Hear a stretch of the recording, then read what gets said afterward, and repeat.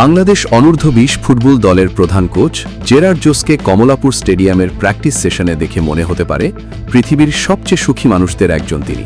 কিন্তু হাসি মুখের আড়ালে তার জীবনের পরিকল্পনাগুলো কি মোটেও ঠিকঠাক চলছে? একদমই না।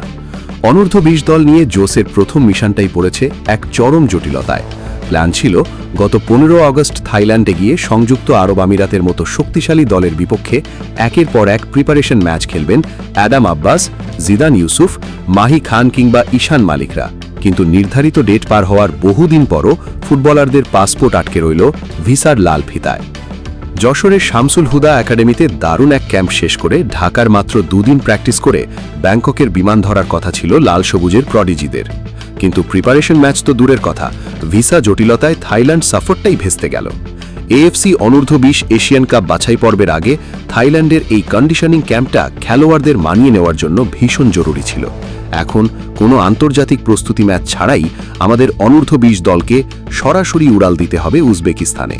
সেখানে ভারত, সিরিয়া এবং শক্তিশালী স্বাগতিকদের বিপক্ষে মাঠে নামতে হবে প্রিপারেশনহীন এক বাংলাদেশকে।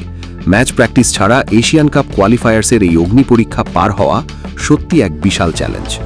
ফুটবলের সেই কঠিন পরিস্থিতি ও অদম্য লড়াই নিয়ে চমৎকার একটি ইংলিশ ছন্দ রয়েছে।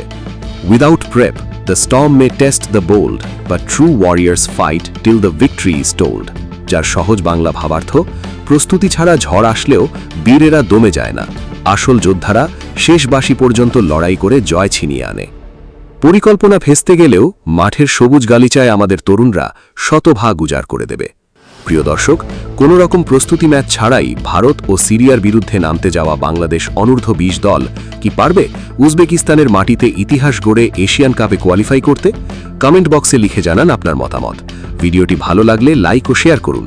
আর বাংলাদেশ ফুটবল ও বিশ্ব ফুটবলের সব ইনসাইড, ব্রেকিং নিউজ ও গ্রাউন্ড রিপোর্ট সবার আগে পেতে আমাদের এই এফসি স্পোর্টস চ্যানেলটি এখনই সাবস্ক্রাইব করে বেল আইকনটি অল করে রাখুন।